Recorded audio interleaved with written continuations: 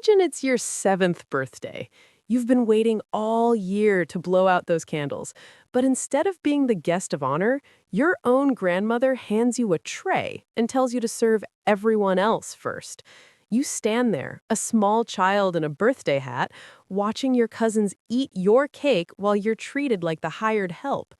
My mother called it character building, but I saw it for what it was, the ultimate betrayal. That was the moment I realized my family didn't just dislike me, they were determined to break my son's spirit too. But they forgot one thing. I was the one holding the keys to the very house they were standing in.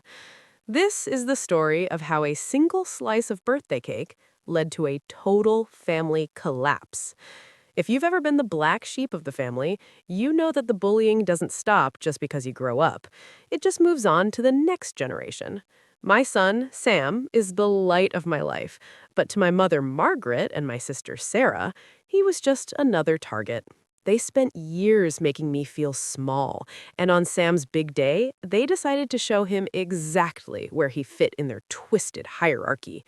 They thought I would stay silent, like I always had, but they were about to learn that a father's protective instinct is a lot stronger than a son's desire for approval. By the end of this party, the only thing being served was a cold dish of reality that would change our lives forever. The morning of the party started with a sense of dread I couldn't quite shake. I had spent weeks planning everything perfectly. Sam wanted a superhero theme, so the house was covered in blue and red streamers, and a massive happy 7th birthday banner hung over the fireplace. My wife, Elena, had spent hours baking a 3-tiered chocolate cake that looked like it belonged in a professional bakery. Sam was vibrating with excitement, running around in his little cape, convinced today was going to be the best day ever. But then the cars started pulling into the driveway. First was my sister, Sarah, with her 2 sons, Jackson and Tyler. They burst through the door without knocking, Jackson immediately grabbing a bowl of snacks and spilling half of them on the floor. My mother, Margaret, followed closely behind, her eyes scanning the room with that familiar look of disapproval. She didn't say happy birthday to Sam. She just looked at the decorations and sighed, saying that blue was such an aggressive color for a child's party. I felt that familiar tightness in my chest, the feeling of being judged in my own home. I tried to push it down for Sam's sake. I told myself it was just for a few hours. I told myself I could handle their snide comments as long as Sam had a good time. But as the house filled up with more relatives, the atmosphere shifted from celebratory to suffocating. My family has a way of sucking the oxygen out of a room, replacing it with a thick layer of unspoken rules and hidden insults. The gifts were the first sign that things were going to get ugly. Sarah's kids, Jackson and Tyler, are the golden grandchildren in my mother's eyes. They get the expensive gaming consoles, the designer clothes, and the constant praise for doing the bare minimum. When it was time for Sam to open his presents, the contrast was staggering. Sarah handed Sam a small, poorly wrapped box that turned out to be a pack of plain white socks. "It's practical, Leo," she said with a smirk when she saw my face. "He needs to learn that life isn't all about toys." Meanwhile, my mother gave Jackson, who wasn't even the birthday boy, a brand new handheld gaming system right in front of Sam. She claimed it was because Jackson had a hard week at school. I watched Sam's face fall. But he was a brave kid. He thanked his aunt for the socks and tried to ignore his cousins rubbing their new gadgets in his face. The adults sat around the living room, laughing and talking as if nothing was wrong. My father, who usually stayed quiet, just stared at his phone, refusing to acknowledge the blatant favoritism. I could feel Elena's hand on my arm, a silent warning to stay calm. We had agreed that we wouldn't let them ruin the day, but I could see the cracks starting to form. Sam was trying so hard to be the perfect host, offering his toys to his cousins, only for Jackson to tell Sam that Sam's toys were cheap and boring. The bullying was subtle at first, but it was gaining momentum. Then came the moment that changed everything, the cutting of the cake. Sam had been eyeing that chocolate masterpiece all day. We gathered everyone around the dining table and we sang Happy Birthday. Sam's eyes were glowing as he blew out the candles, making a wish that I hoped would come true. But as Elena started to slice the cake, my mother stepped in. She took the knife out of Elena's hand and looked at Sam with a cold, commanding expression. "Sam, dear," she said, her voice dripping with fake sweetness, "you're a big boy now, 7 years old. It's time you learn the value of service. A true leader serves his guests before himself." I thought she meant he should hand out the napkins or something small. But then she placed a heavy tray in his small hands. She loaded it with the first 4 slices of cake, the biggest pieces, the ones with the most frosting. "Take these to your cousins first," she commanded. "Jackson and Tyler are guests, and they should be rewarded for their patience." I froze. The room went silent. Sam looked at me, his eyes wide and confused, his little hands trembling under the weight of the tray. He didn't want to do it, but he had been raised to respect his elders. He slowly walked over to the sofa where Jackson and Tyler were sitting. They didn't even say thank you. They just grabbed the plates and started shoveling cake into their mouths, laughing at Sam as he stood there like a waiter. The humiliation didn't stop there.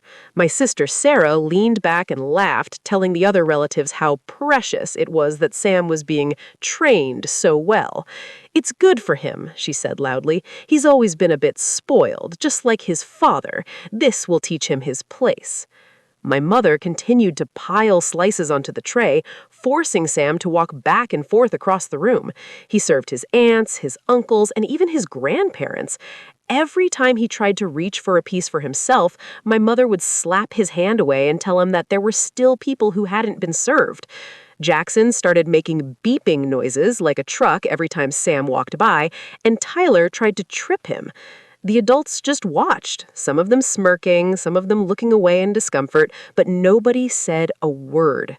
I looked at Sam, and I saw a tear roll down his cheek. He wasn't crying because he didn't have cake. He was crying because he realized that his family didn't love him. He realized that to them, he was less than his cousins. He was an afterthought. That realization hit me like a physical blow to the stomach. All the years of me taking their abuse flashed before my eyes. I had let them treat me like garbage because I wanted to keep the peace. But I realized in that moment that keeping the peace was sacrificing my son's soul.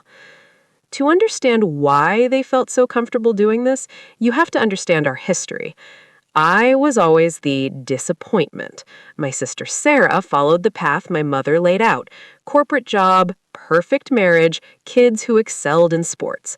I, on the other hand, chose to start my own business and married Elena, a woman my mother deemed beneath our social standing. For years, they used money and status as a weapon against me. They thought I was struggling, that I was barely making ends meet in this house. What they didn't know was that my business had taken off 3 years ago.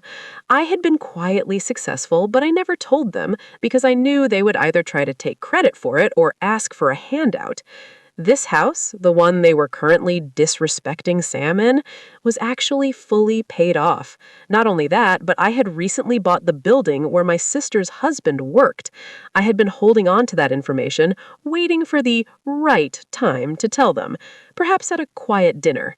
But as I watched my mother force my son to serve his cousins like a servant on his own birthday, I realized that the time for quiet dinners was over. They thought they had power over me because of the past, but the present told a very different story. The internal breaking point happened when my mother finally sat down with her own large slice of cake. Sam was standing by the empty cake stand, looking at the crumbs left on the plate. There was barely one small, mangled piece left for him. "There you go, Sam," my mother said, pointing to the leftover mess. "You can have that now. See, service is its own reward." Jackson laughed and said he wanted Sam's piece too because he was still hungry. My mother actually started to reach for it to give it to him.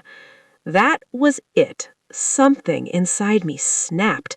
It wasn't a loud explosion. It was a cold, quiet realization that these people were no longer my family. They were just people I used to know who were currently trespassing in my home.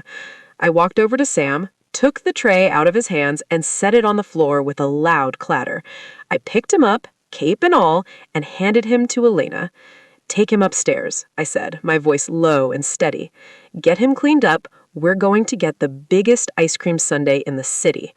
Elena looked at me, saw the look in my eyes, and nodded.